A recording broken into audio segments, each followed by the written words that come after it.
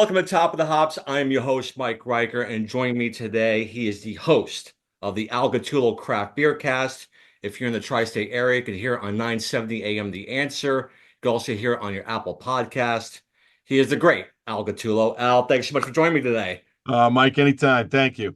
I appreciate it. So, a little story for you. So, me and Al used to work together at 970 AM The Answer. Right. And I used to work on the overnights That's and right. Al in the mornings. So, I like to get to work early, enjoy my breakfast, enjoy my dinner, whatever time it is. So, this one night I got into the studio and I'm scrolling through the computer and I see you're a beer cast. I'm like, what the heck is this? So I played it, and I don't remember if it was definitely before the pandemic. I Okay. want to say it was late 2019, early 2020, and Okay. you did a tribute to Neil Peart from Rush. Oh, yeah, that had to be wow. So Augie Carton from Carton Brewing put a beer out right after he died. So that had to be January 2020, February. Okay, yeah, it must have been around that time. Yeah, it was definitely Yeah. before COVID. So, Right. and I'm listening to, I'm like, and then you get into this, about women in brewing in New Jersey, and I'm like, man, rock and roll and beer, where have this been all my life? So, I've enjoyed it ever since. So how did you come up with that podcast and tell us all about it? All right. So I've told the story before on my show, but I'll tell it for you guys here. It's a funny story. So um, I was always a beer drinker. Um, One of the first beers that I had, obviously, way back in the day was Samuel Adams. And it turns out Samuel Adams was actually an advertiser of a radio show, the second job that I had in radio. I was working with guys from WNEW-FM. That's where I got my start. Oh, wow. And we broke off from them and we started a show called Radio Free New York. We were buying time in Chinatown on a radio station on 105.9 FM and playing alternative music. And one of the first advertisers on the program was Jim Cook and Samuel Adams. He actually bought time on our show because he believed in our independence and breaking the rules and sort of doing things differently, which is what he was trying to do when he was at the very infancy of his beer. I think the beer was only out about 6 or 7 years. So that was my first taste of craft beer, and then I got back into it in the early to middle 2000s when Blue Point and Right. um, Goose Island and some of those other breweries started popping up and stuff, and I started drinking that as an alternative because I was just getting tired of Bud Light and Coors Light, softball leagues, and all that kind of stuff. It was Yeah. just it got annoying. So this was back in 2015. Um, I was at my community pool with my son, and a buddy of mine had just called me. He had gotten fired from his job. And he said, "What are you doing?" And I said, "Hey, we're over at the pool. Why don't you come by?" He said, "All right, no problem." He comes to the pool. I'm about to jump into the pool. It's a boiling hot day in August, and somebody had an accident in the pool. Everybody had to get out.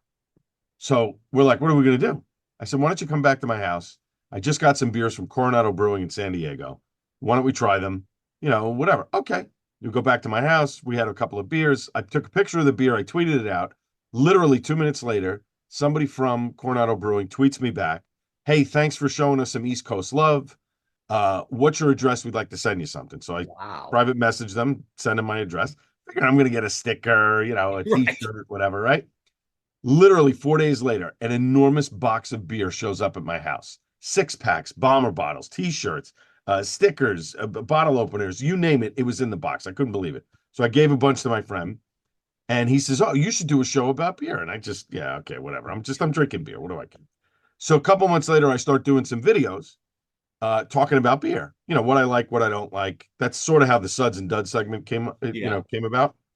And lo and behold, one of my sales guys sees the videos on YouTube and comes to me and says, "I think you could do a show on this." I said, maybe, whatever. I kind of poo-pooed it and I didn't, think nothing of it. I know I'm going a long way around here with the story. So anyway, December of that year, our general manager, Jerry Crowley, comes up to me at our Christmas party and says, "So I hear you want to do a show about beer." I said, "Jerry, I have no idea what you're talking about. I've just been doing some videos. Right. I don't know. Maybe I will." He said, "Well, I'll tell you what, if you can sell it, if you can make money on it, I'll put it on the air." I said, "Okay, well, both of us are drinking right now. Let's talk on Monday. And if you still want me to do it, I'll do it." So sure enough, Monday I went in. He said, "If you could sell it, you could do it." We put it together in about a month or so, and we started in early 2016. and we haven't stopped. We're up to I'm up to what 400 and something shows now. Over Right. I don't know what is it now? Almost 8 years. We're going on 9 years. So, Tremendous. and it's great. But to me, it's more than the beer. You mentioned the music and beer. Well, that's a part of it. Music and beer go hand in hand with one another. Absolutely. So I try to tie in a lot of my stuff with going to concerts and things of that nature. But it's also about small business. And small business is the lifeblood of America. All of these people are putting most of them are putting a pretty personal stake into making a brewery a success. They're putting their own personal finances in, whether they're taking a second mortgage out of their house, whether they have investors that are contributing money, whatever the case may be, it's really they're taking a chance that you're going to enjoy their product enough to keep them sustained and to help support other people that are working at the brewery. And over the last 8 years, we've seen so many ebbs and flows in this business, Yeah. pre-pandemic, post-pandemic, breweries, leaving, not doing things the right way, doing things the right way. How do some breweries have such great success and others don't? What's the algorithm? There is none. If there was a magic formula, everybody would be doing it. But that's what I love about it, because every time I say to myself, I don't want to do this anymore. I think it's run its course. Something pops up that sparks me again and says, "Oh wow, okay, we can do this."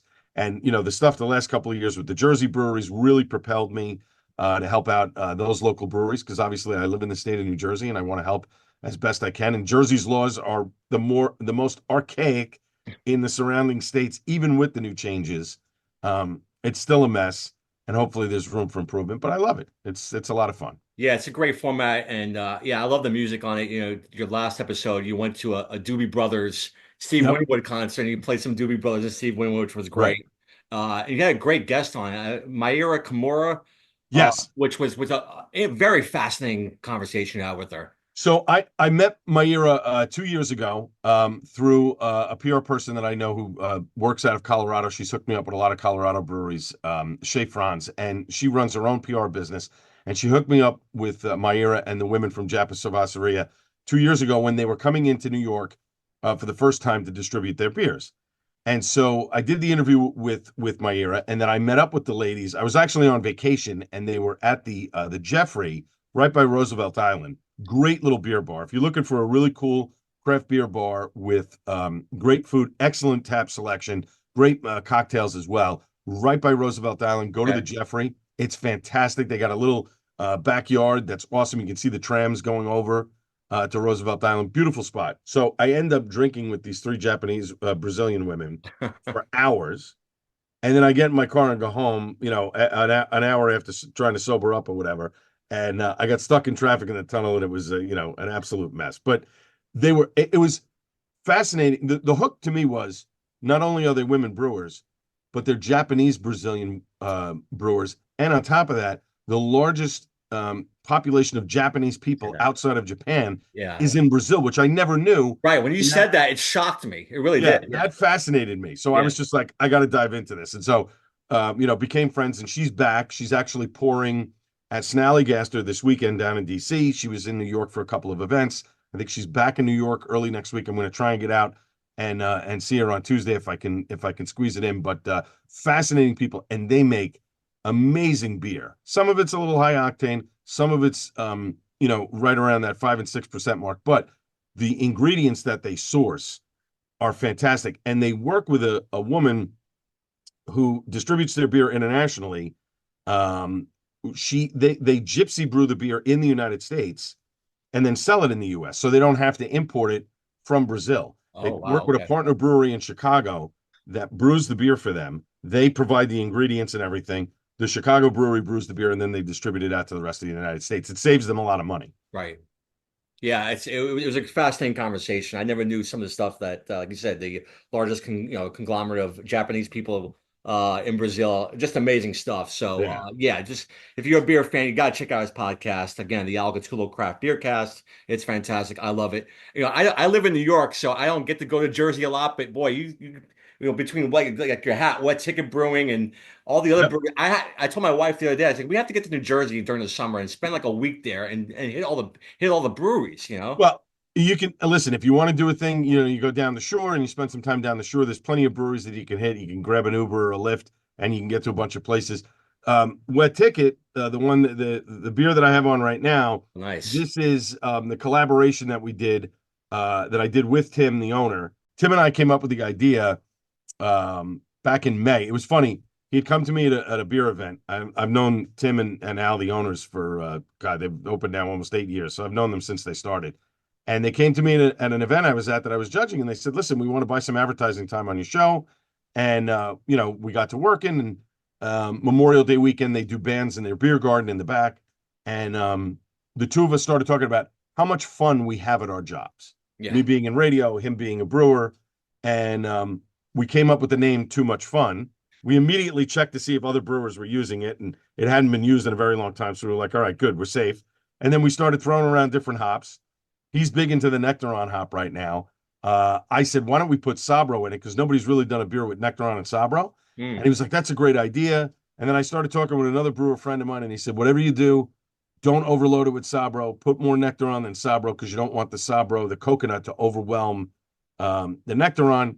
Smart move. Mm. And so we had some issues with scheduling and stuff. He was trying to brew certain things, so it took until September to get it done. But we got it. I helped out with the recipe. I helped out with the canning, and 3 weeks later, we got a beer, and we're having some fun with it. So it's That's good. tremendous. So is it basically a hazy IPA? Is that what it Yeah, is? it's a hazy IPA. Clocks in at 6.4% ABV. We wanted to do something around there because we wanted you to have a couple without getting overwhelmed. Because it's very easy to amp up and do a double, 7, 8, 9%. I didn't want to do that because after a couple, you're like, all right, I want to shift to something else. Sure. And we didn't want to do a lager, even though we're both big fans of lagers and stuff, because it takes a while. You got at least 8 weeks, and we really didn't want to wait until the winter time. I think if we had done it earlier in the summer, maybe we would have done that. But and he was in the midst of doing a fest beer and an Oktoberfest beer, so we wanted to do something that was really simple. And it's a great beer. I mean,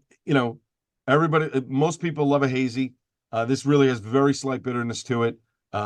It's got a great peachy aroma and a little more of a weed quality as you go through it. I noticed in the keg that I had a little off of a keg the other day, and there's more of that weed presence in there, but it's a fantastically drinkable beer. Wow. So the beer I'm drinking today, I've never had it before. I got it at my distributor. She said it's one of like a winning award-winning beer, but it's from a brewery out in Charlton, Massachusetts called Treehouse. Oh my goodness! Of course I know Treehouse. You kidding me? It's the Prodigal Haze Part One. Excellent. Yeah, so it's a triple IPA. So Yeah. So what do you have? 10, 11%? it's actually at 9. Okay. So it's a little light for a triple. Yeah, so I was surprised by that. So this is the first time I'm having this. So yeah, I Oh mean, man. you get that. First time you're ever having a Treehouse? Yeah, it's first time I've ever had Treehouse. Good for you, brother. So Enjoy that. all right, so you're giving it the A mark. So yeah, it smells Oh, without a amazing. doubt. You can tell by the way it pours too, Al, that it's just you can tell it's going to be good. Oh yeah. I mean, it's beautiful the way the That's color. their tree for Treehouse. That's their wheelhouse. That's hazy IPAs and the double and triple a variety are really what they do great. Oh my Um, God. right? For a triple, it's very light. Yeah. It's got that, it's got that ruby red grapefruit flavor to it, Hmm. which isn't bad. It's also got, yeah, it finishes perfect. It's got a very soft finish for a Nice. triple, which is nice. Oh yeah. Um, I read that they combined Citra, Nelson, and Motica, and then they actually use pale malt and a hint of extra light caramel malt on this Mhm. beer. So Interesting. yeah, I don't God, know why the caramel malt. Maybe that was the softening agent to sort of soften it up a little bit. yeah, it's like I say, it goes down really. This is world class, Al. This is Nice. excellent. I mean, I could, So for a triple, it's pretty light. I've never been to Treehouse, but I have been to a buddy of mine has been there a million times, and every time he goes, he sends me a text and he goes, "I'm 20 minutes from Treehouse. What do you want?" And he sends me Really, the wow. menu of what they have, and I sort of cherry pick and whatever, and he mules it home or whatever. But so I've had a lot of stuff from Treehouse. They're a phenomenal brewery. They're the ones that I was mentioning before. What's the algorithm? They seem to have perfected for them, and it works for them. The algorithm, right? They don't distribute. Mm, You can only buy the beer at their locations. okay. When you go to the tap room, from what I understand from people that have been there, they only allow you a certain amount of beers, so as to limit your drinking, which is smart. It is, yeah. So they because they want you to take the beer to go. And it's not. I don't think that they're trying to be impersonal. I just think that they don't want people overindulging and then trying to drive out of there because it's this long windy road to get to the brewery itself in Charlton, the main location. They have satellite locations all over. I think they're building one up in Saratoga that's supposed to open next year. They've got a bunch in Massachusetts. I think they put one on I don't want to say Martha's Vineyard, Cape Cod. I don't remember, but they're all over the place now. And so, you know, what they do. Oh, actually, no, the newest one, they're in a mall in Boston. You buy the beer, you pull into a parking lot, they put it right in your car and you drive off. I mean, it can't get any easier than No, that. I can't get used to that. So they just seem to have a model that works. And, there's some people that crap on it and say, oh, it's not that great and this and that, but they consistently make amazing beers. So much so that they've opened, 8 locations. They've not really had to close anything. That's great. They're making money hand over fist and they don't distribute at all. Well, that's weird because my beer distributor actually got this. So she must have maybe she bought it from there. She Uh, either bought it from there or she got it off Tavor or somebody, yeah, traded right. it to her. Because it was she had a beer party a couple of weeks ago, and my father-in-law actually won a basket of world-class beers. Oh, So me, nice. me and him have been kind of entertaining it, and this was the last one in there. So I was like, I want to save this one for our podcast, and boy, it's unbelievable. It's Yeah. really fantastic. It's It's funny. The last time I got Treehouse beer, it was a couple years ago. We were going to see Joe Bonamassa out on Long Island at Jones Beach, and my buddy was coming back from Treehouse, and he said, "What do you want?" And I started looking through the list, and I said, "All right, get me the Italian Pilsner, get me the Hefeweizen, get me this lager, get me this porter." And he goes, "Well, why don't you want the IPAs?" And I said, "Because you're going to buy the IPAs, and I'll drink yours. I'll pay you for whatever." I said, "But I want to see what they do with their traditional stuff because I've never really had their traditional stuff. And to right. me, when I walk into a brewery, if somebody has a Pilsner or a lager or a Kolsch or a Hefeweizen on, that's the first beer I want to try because Mm, if they can't brew that beer, then I don't care about the rest of their beers. Their beers are just, because I don't mean to put people down that make beer, but anybody can make an IPA. If it's a little off or something, you can add something to it. You can kind of mess around with it to sort of clean it up. When you make a lager or you make a Hefeweizen or a Kolsch, it has to be done exactly right. If you don't do interesting. it right, you're going to know immediately. So to me, that's the mark of a good brewer. If you can brew those traditional beers correctly, then you can do anything else. And I have to tell you, every one of those beers that from Treehouse that I got was outstanding. And I mean, I already kind of knew that with their IPAs, but wow, I mean, their traditional stuff is amazing. So Yeah. Yeah. it's a great choice to have. Yeah, I love it. It's fantastic. I definitely gotta look out for more of those. Yeah, I got into beer late in my life, Al. I was in my mid 40s before I got into beer. Like you said, I was drinking Bud and Michelob. I'm like, I can't take this anymore. So Right. once my friends started introducing me to more craft beers, I've not looked back since. And to be honest with you, I don't drink any alcohol except for beer. Sometimes I'll drink vodka or I'll drink something else, and I'm like, I need beer. Okay. I need that taste for beer. So That's that's funny. A couple that I had interviewed a couple months ago, Denny and Patty, they're New Jersey beer partners. Great couple. They discovered craft beer, because Patty, the wife, um, she went out with her friends. They all like to go to the vineyards, and she doesn't like wine, and she wanted an alternative. And so one day, her and her husband said, "You know what? Let's go try this brewery, where we live down in South Jersey." They did, and all of a sudden, like a thing was born. They've now visited, I think, over almost 600 breweries. oh And, wow. and this weekend they're out at the Great American Beer Festival. They're hitting a couple of different breweries. I'm jealous. We were chatting before, and they said, "Oh, we're really sorry we can't make your party tomorrow night." I said, "Don't worry about it. You're at a great event, at the Great American Beer Festival. Enjoy it. I think it's the first time they've gone, and they're gonna have a fun time." And today they're doing pints for prostates at Oh a wow. beer house in I think it's Bierstadt in Denver.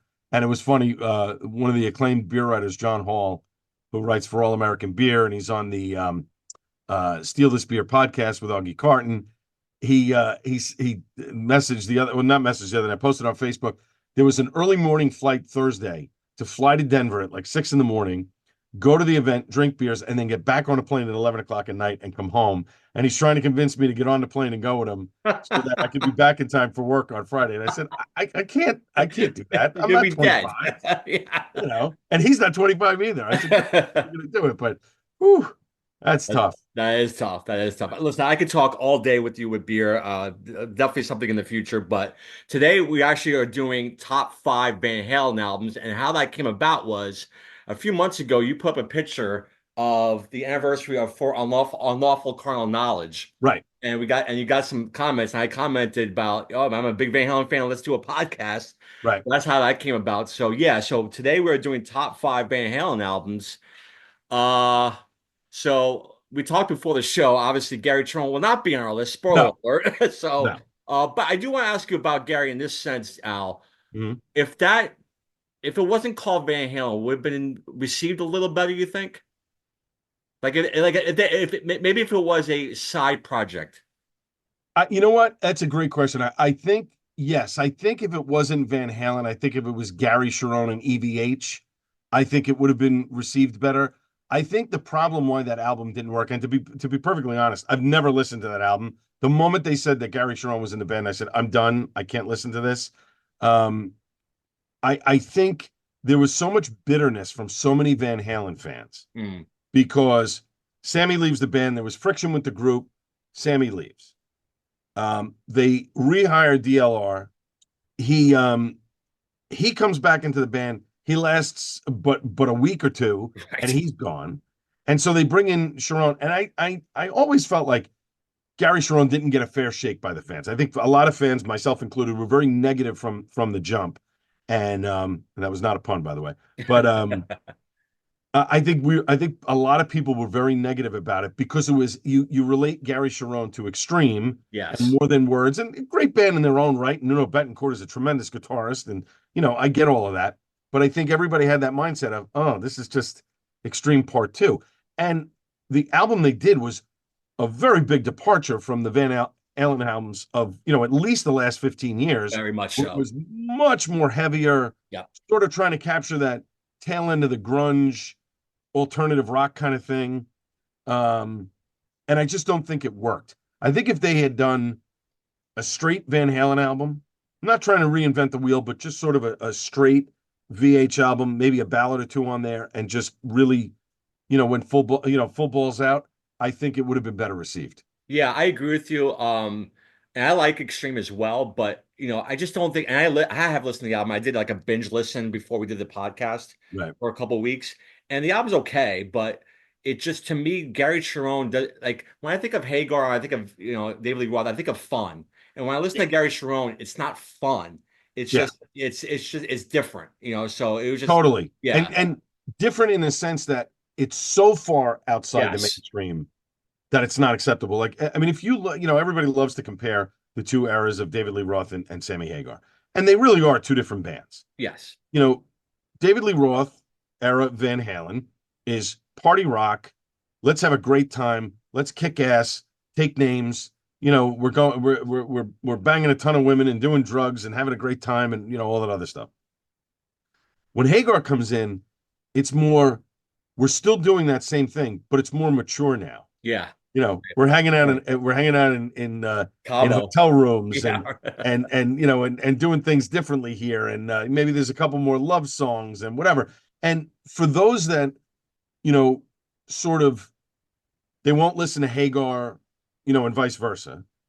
You were seeing the changes in the band before Roth left. yes, When 1984 came out, they were much more keyboard heavy, sort of sliding into the synthesizer era, right in that mid 80s mix. Fans weren't super happy about it.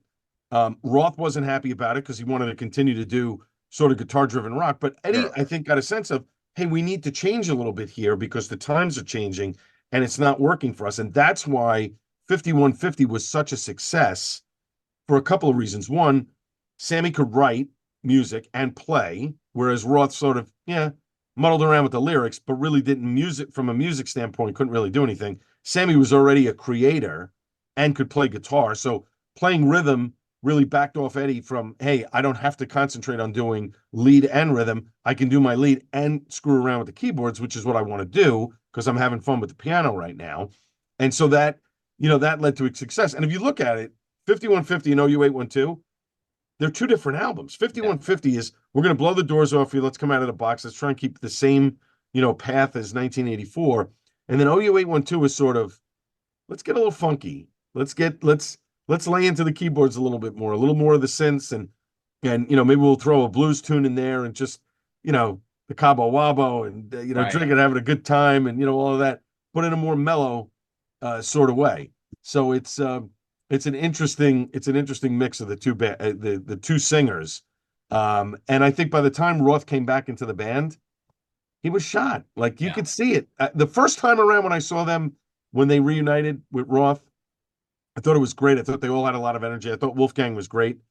But you could see on the second time around, they were tired. mm, You could see that the luster was kind of shining. I think Roth was kind of pissing them off a little bit. yeah, The old habits were starting to prop back up again. And, obviously Eddie's problems are well documented as to right. what was going on. But it's a shame. You would have liked to have seen it continue on a little bit more. But um, I mean, me personally, I like the Hagar era better than the Roth Interesting. era. But on my Okay, list that I have, I can't wait.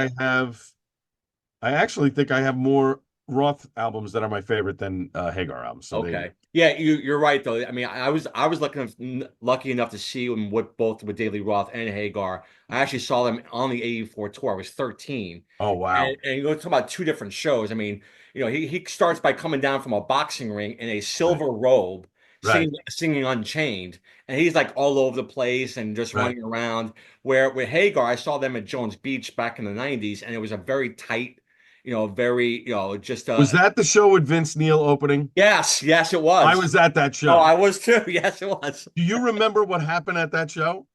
Remind me. Okay, so Vince Neil is playing. He goes off. Steve Stevens is playing guitar for him. That's right. Stevens starts doing a solo, and a very good one. But everybody starts booing because it's Steve Yes. Stevens. Yeah. And Vince comes back out on stage and starts yelling at the crowd.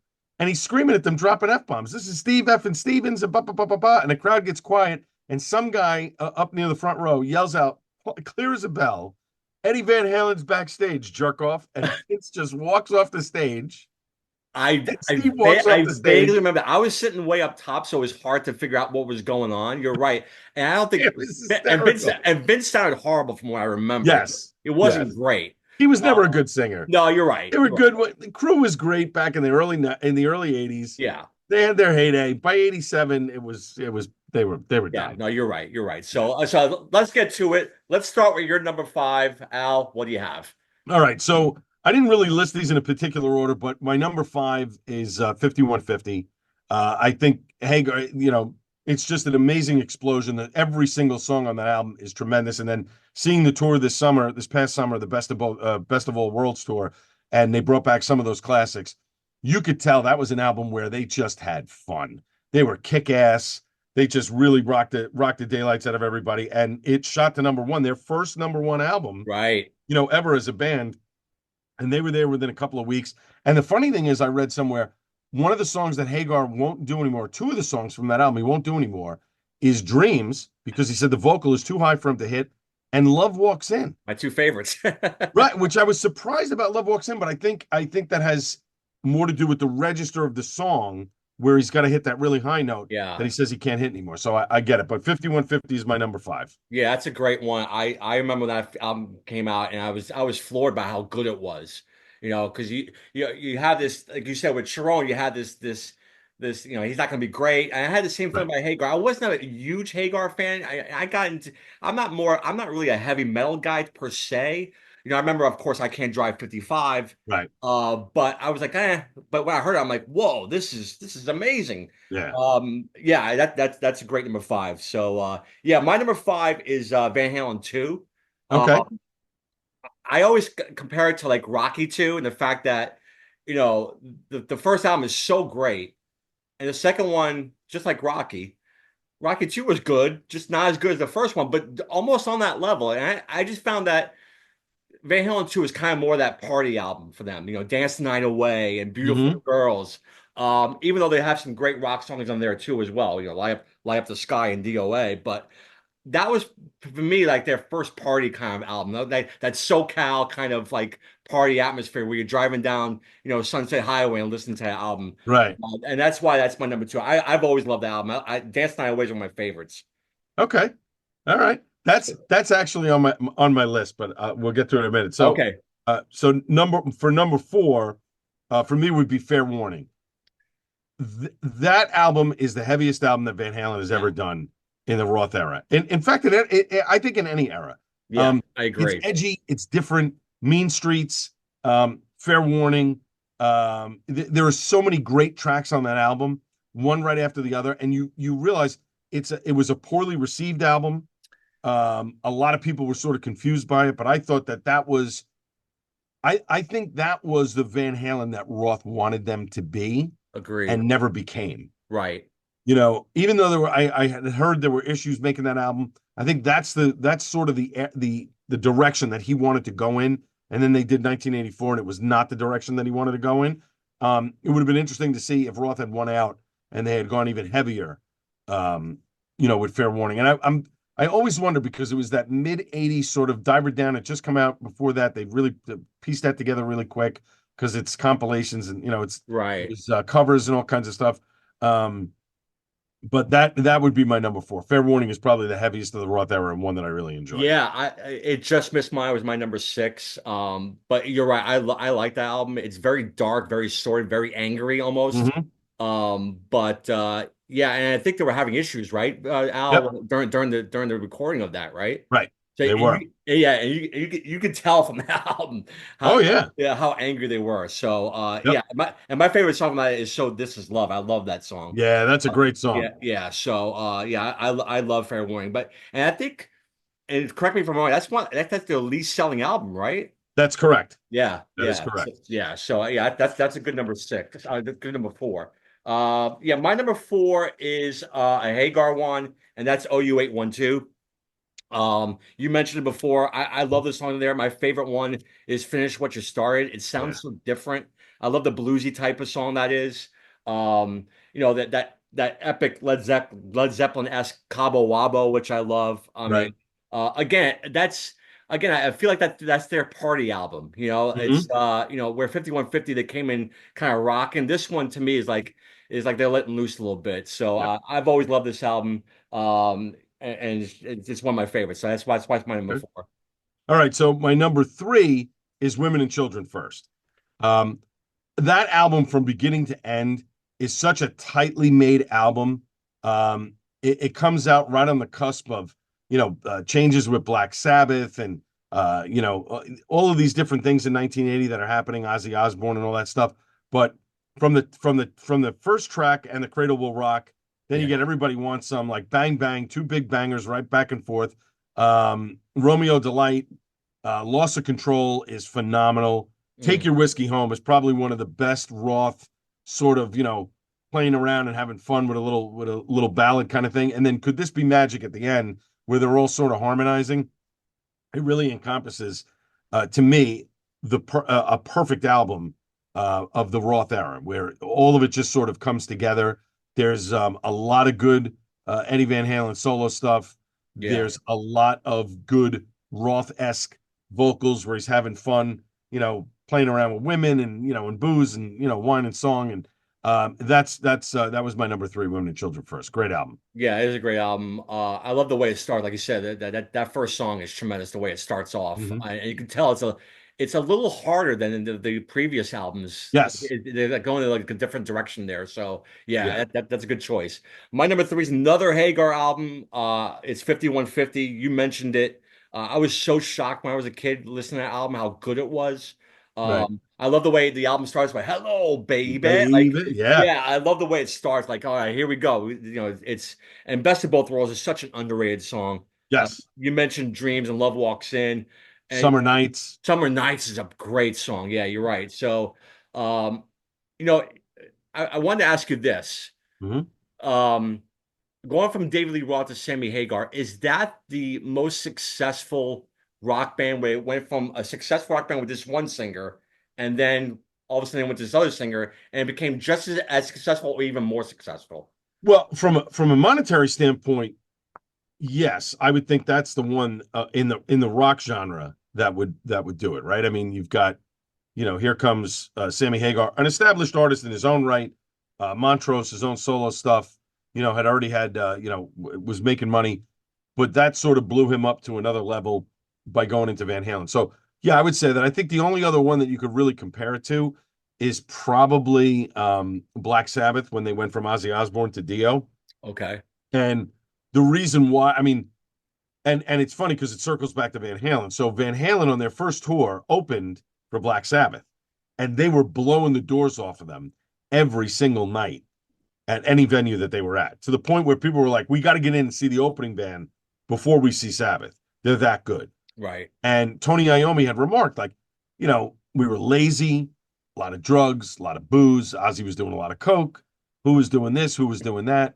Um, and they realized here's these young whippersnappers coming in and just killing us. And they were doing, I don't know, 6 songs, 8 songs, and blowing the doors off of them with half of the set that Sabbath had.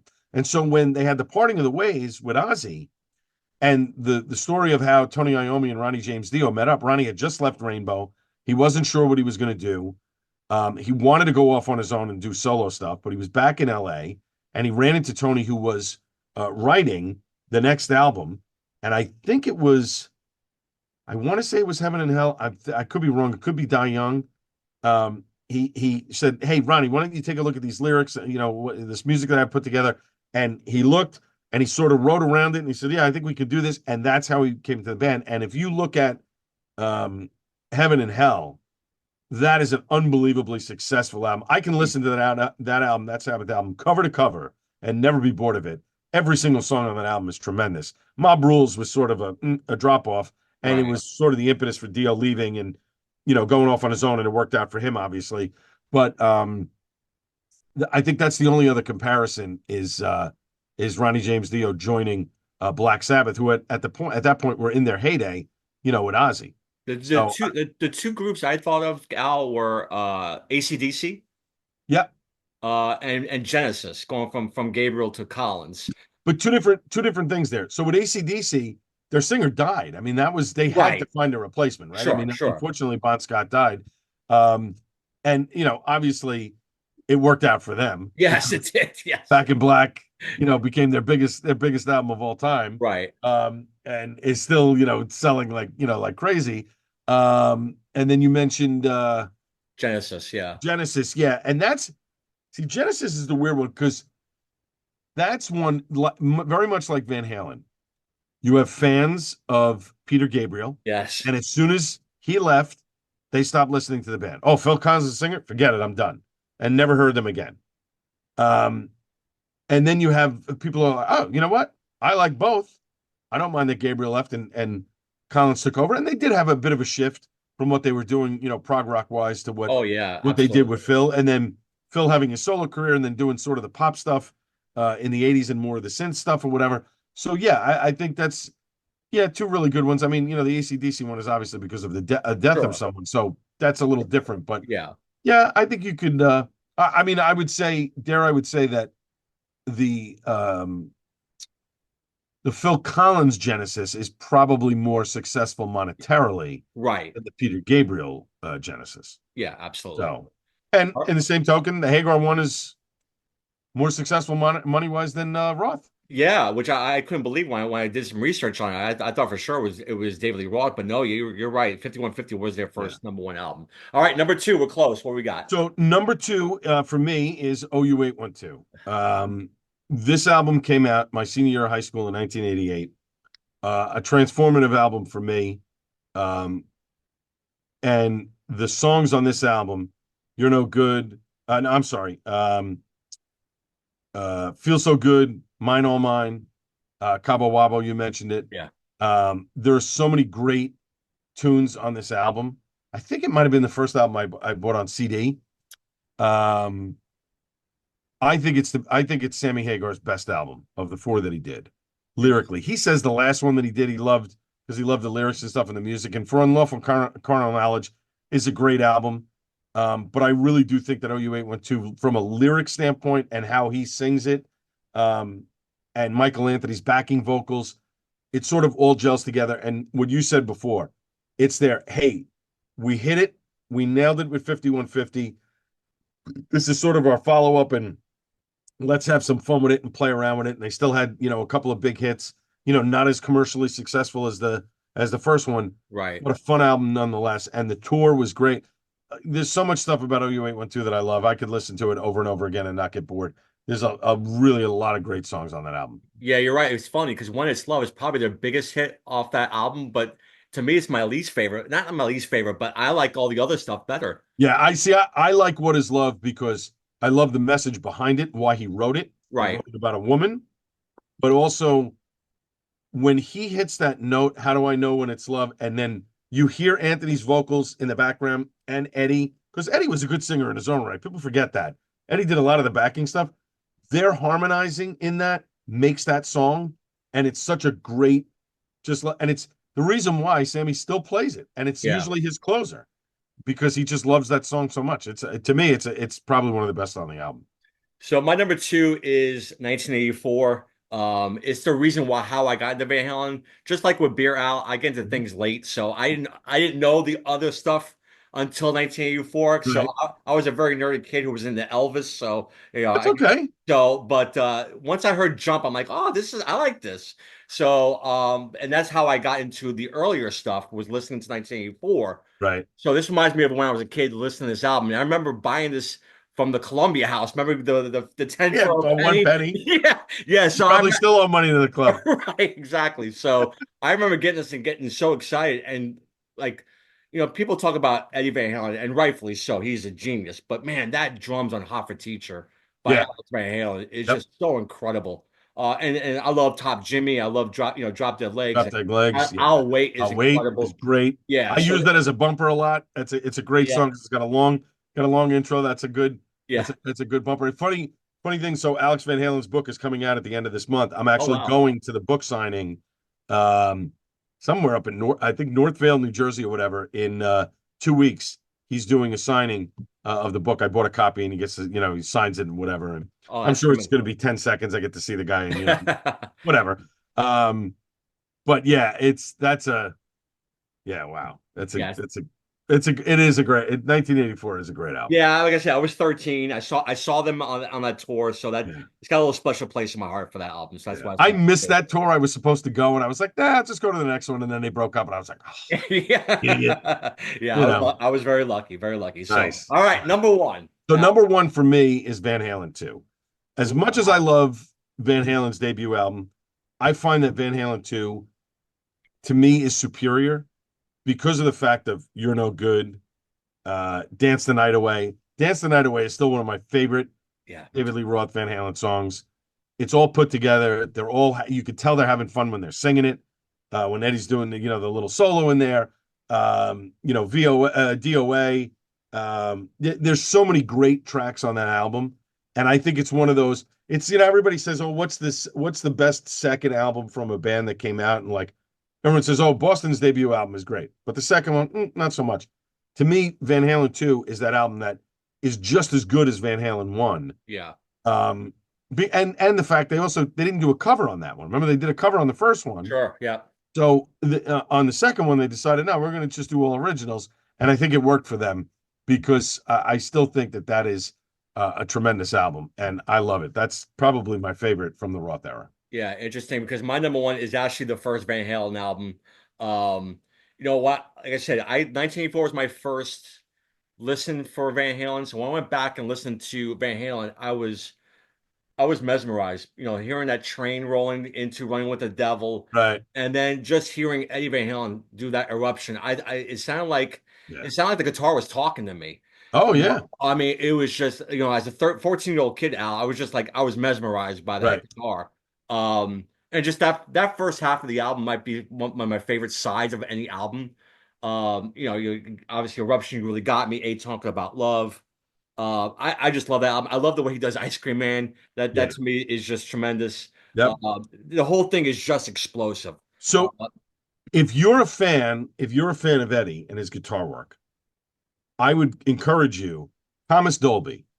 Yep. You remember You Blinded Me with Science? Sure. He Yeah. did an album in the early '90s called Astronauts and Heretics, and we played it on this radio show that I had mentioned at the beginning of the Write this of down. this whole thing, Radio Astronauts Free New in. York.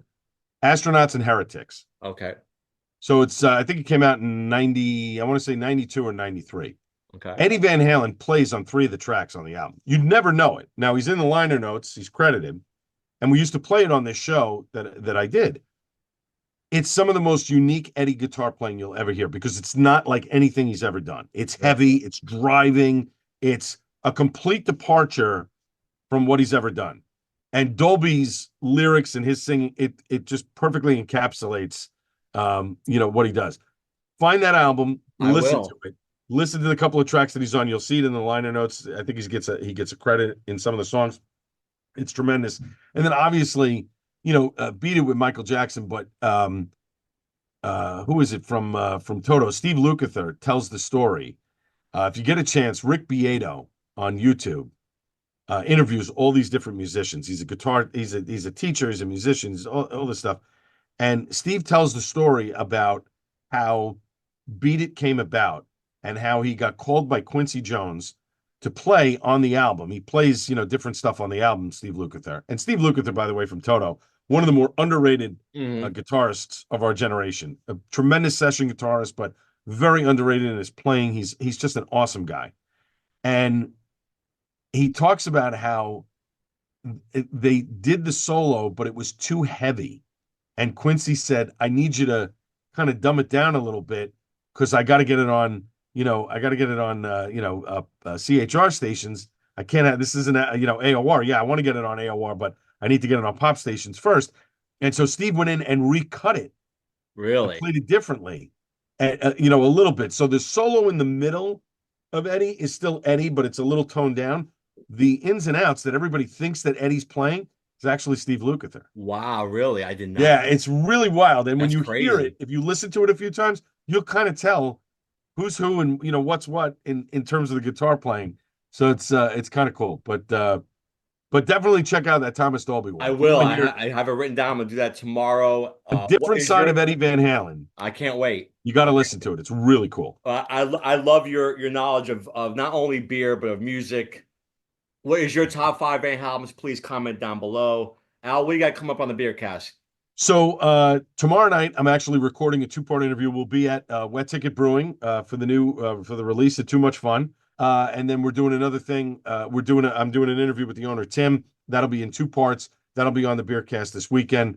There's some news, at the beginning of the show, and obviously Suds and Duds, and some commentary from me about a Jersey brewery that's doing something that's illegal, and yet they're still doing it anyway. And I sort of called them out on it, and I got rebuffed a little bit. And well, I have a little commentary on that. So I can't wait. I love your beer cast, so I'll be listening. Make sure you listen again. The Al Gattullo beer cast. Please look out for it on the Apple Podcast. Al, thanks so much, man. Mike, anytime, my friend.